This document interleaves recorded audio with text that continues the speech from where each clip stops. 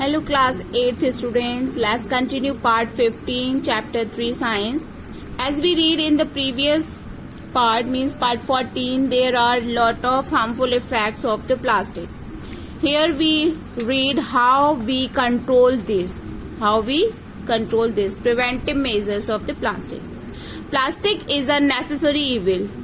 Evil means badness, but it's necessary because it become a part of our life. We cannot remove it completely.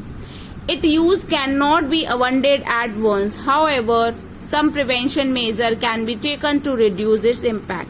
We cannot separate this from our life, but we can reduce its effects. How? Let's see by using the following steps. You can see here. So first one, wherever and whenever possible, use the plastic item should be discouraged. Means as much as possible you can say no to plastic. For example, eco-friendly carry bags made of paper or cloth should be used instead of plastic bag. Means you should follow the eco-friendly carry bag or the paper bag. Second, plastic items should be used repeatedly before discarding them completely. This practice will reduce the plastic waste generation. For example, polythene bags should be reused the maximum number of times before throwing them as a waste. Means mostly what we do, we pack one time in a poly bag something and after that we thrown away. But if we use this poly bag more and more time, we can also help in the reduction of the plastic.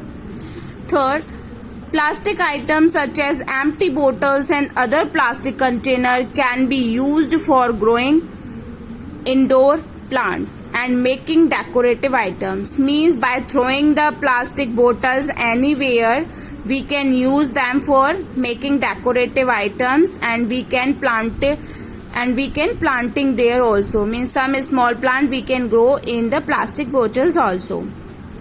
Next one, plastic waste should be disposed of properly and not thrown on the roadside or in the sewage system. As we know, if we put them as the roadside in the drain or the sewage, it choke out these things and the water losing problem is created. Water overflow from the drains and sewage system. So we need not to throw them in the drain and sewage. We should to dispose them properly. Okay.